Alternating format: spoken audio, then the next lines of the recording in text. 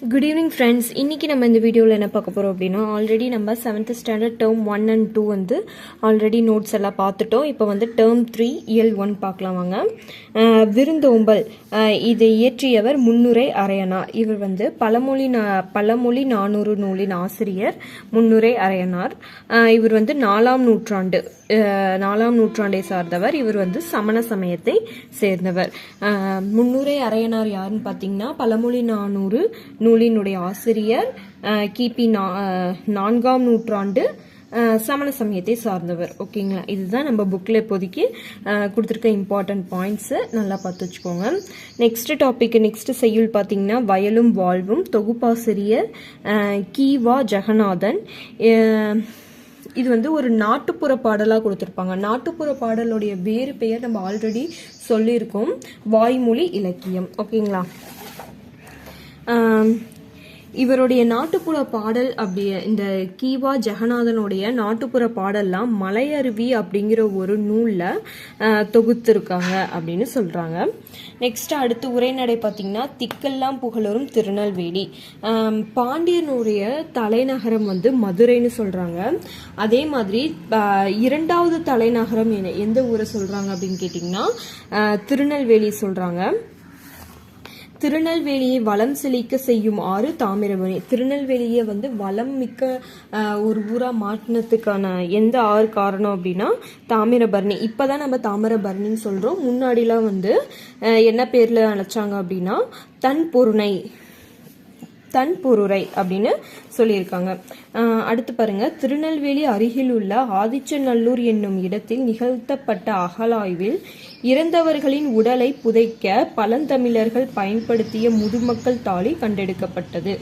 அதாவது ஆதிச்சநல்லூர்ல இறந்தவர்களுடைய உடலை வந்து புதைக்கிறதுக்காக தாலியை வந்து பயன்படுத்தியிருக்காங்க. அது வந்து ஆராய்ச்சியும் போது கண்டுபிடிச்சிருக்கிறதா சொல்றாங்க. நெக்ஸ்ட் அக்கச்சாலை அப்படின்னா என்னன்னு கேட்டாங்கன்னா அணிகலன்களும் பொற்காசுகளும் உருவாக்கும் இடம். ஓகேங்களா, இது கேட்கறதுக்கு வாய்ப்பு இருக்கு, ஏன்னா ஒரு டிஃப்ரெண்ட் நேமா இருக்கு. இது அக்கச்சாலை அப்படின்னா என்னன்னு கேட்கலாம். ஸோ அணிகலன்கள், பொற்காசுகள் உருவாக்கும் இடம் அப்படின்னு சொல்றாங்க. நெக்ஸ்ட் தாமிரபரணி வந்து 2 தான் பிரிக்கிறாங்க. மேற்கு கரையில திருநெல்வேலியும் கிழக்கு கரையில பாளையங்கோட்டையும் இருக்கு அப்படின்னு சொல்றாங்க. இது இரண்டையுமே இரட்டை நகரங்கள் அப்படின்னு சொல்லப்படுது. ஓகேங்களா, இப்போதைக்கு இதுதான் இம்பார்ட்டன்ட் பாயிண்ட்ஸ். திருநெல்வேலியை பத்தி ரொம்ப இதுல வந்து இவ்வளவுதான் இம்பார்ட்டன்ட் பாயிண்ட்ஸ். இது நல்லா பார்த்து வச்சுக்கோங்க. ஃபர்ஸ்ட் பாண்டியர்களுடைய தலைநகரம்னு பாத்தீங்கன்னா மதுரை. அதுக்கப்புறமேட்டு திருநெல்வேலி வந்து 2வது தலைநகரமா கூறப்படுது. அப்புறம் திருநெல்வேலியை வளம் செழிக்க வைக்கிறது தாமிரபரணி ஆறு. அப்புறம் திருநெல்வேலி பக்கத்துல உள்ள ஆதிச்சநல்லூர்ல இறந்தவர்களின் உடலை புதைப்பதற்காக தாலி பயன்படுத்திருக்குன்னு ஆராய்ச்சியின் போது கண்டுபிடித்திருக்காங்க. அடுத்து அக்கச்சாலை அப்படின்னா என்னன்னா அணிகலன்களும் பொற்காசுகளும் உருவாக்கும் இடம். தாமிரபரணியை வந்து 2 தான் பிரிக்கிறாங்க, மேற்கு கரை கிழக்கு கரை. மேற்கு கரையில திருநெல்வேலியும் கிழக்கு கரையில பாளையங்கோட்டையும் இருக்கிறனால இது வந்து இரட்டை நகரம் அப்படின்னு சொல்றாங்க. நெக்ஸ்ட் வந்து துணைப்படம் பாருங்க, திருநெல்வேலி சீமையும் கவிகளும். டி.கே. சிதம்பரநாதர் வந்து ஒரு வழக்கறிஞர். இவருடைய சிறப்பு பெயர் பார்த்தீங்கன்னா ரகசியமணி. கடித இலக்கியத்தின் முன்னோடி, தமிழிசை காவலர், வளர் தமிழ் ஆர்வலர், குற்றால முனிவர் அப்படின்னு இவரை வந்து சிறப்பு பெயர்களால சொல்றாங்க. கவி இல்லாமலே மனசை கவரக்கூடிய இடம் வந்து என்னன்னு கேட்டீங்கன்னா குற்றாலம் அப்படின்னு சொல்றாங்க. நெக்ஸ்ட் இயல் 2 புதுமை விளக்கு. இதை இயற்றியவர் பொய்கை ஆழ்வார். பிறந்த ஊர் திருவெக்கா. இவர் பாடிய பாடல் வந்து 4000 திவ்ய பிரபந்தத்தில் உள்ள முதல் திருவந்தாதியை பாடியவர் யார் கேட்டீங்கன்னா பொய்கை ஆழ்வார். நெக்ஸ்ட் அதே இதுல வந்து புதுமை விளக்கிலேயே 2வது பாட்டு கொடுத்திருப்பாங்க. அதை பாடியவர் பாத்தீங்கன்னா பூதத்தாழ்வார். இவர் பிறந்த ஊர் மாமல்லபுரம். இவர் பாடிய பாடல்கள் வந்து 4000 திவ்ய பிரபந்தத்தில் உள்ள 2ஆம் திருவந்தாதியை பாடியவர். ஓகேங்களா, முதல் திருவந்தாதியை பாடியவர் வந்து பொய்கை ஆழ்வார். 2ஆம் திருவந்தாதியை பாடியவர் பூதத்தாழ்வார். இது வந்து நல்லா பார்த்து வச்சுக்கோங்க. நெக்ஸ்ட் திருமாலை போற்றி பாடியவர்கள்.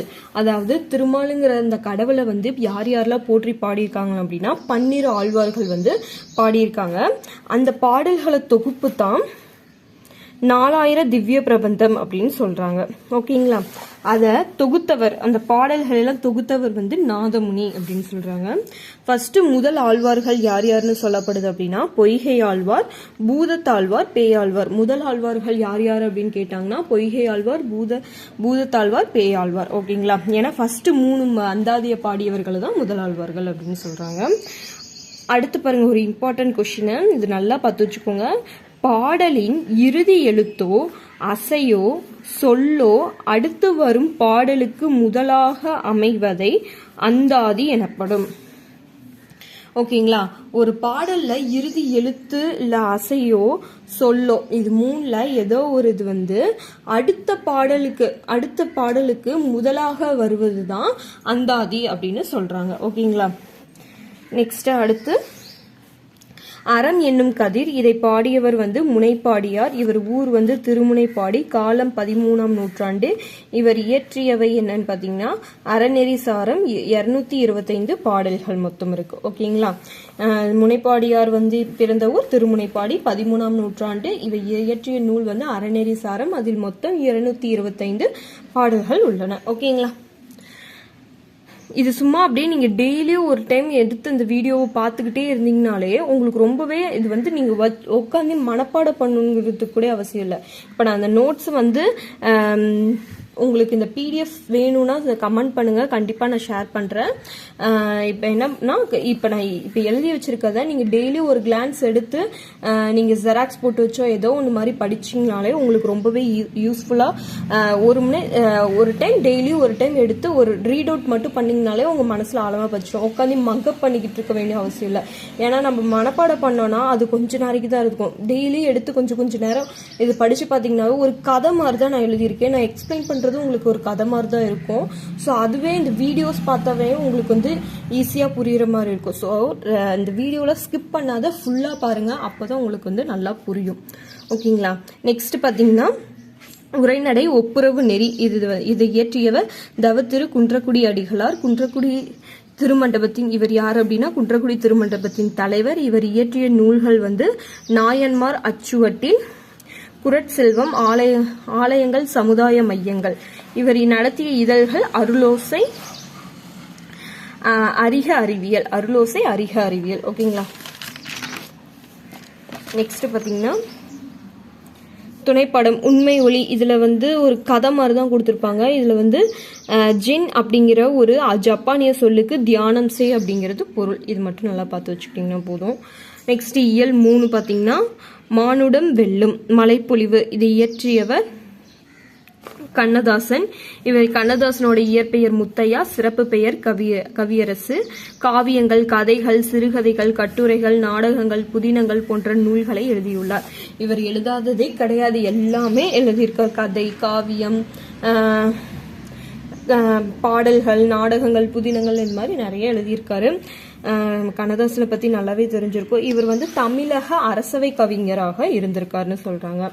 ஓகேங்களா, அடுத்து பாத்தீங்கன்னா தன்னை அறிதல் என்ற டாபிக். சே பிருந்தா. இவர் வந்து ஒரு புகழ்பெற்ற பெண் கவிஞர்களுள் ஒருவர். இவர் இயற்றிய நூல்கள் பாத்தீங்கன்னா மலை பற்றிய பகிர்தல்கள், வீடு முழுக்க வானம், மகளுக்கு சொன்ன கதை.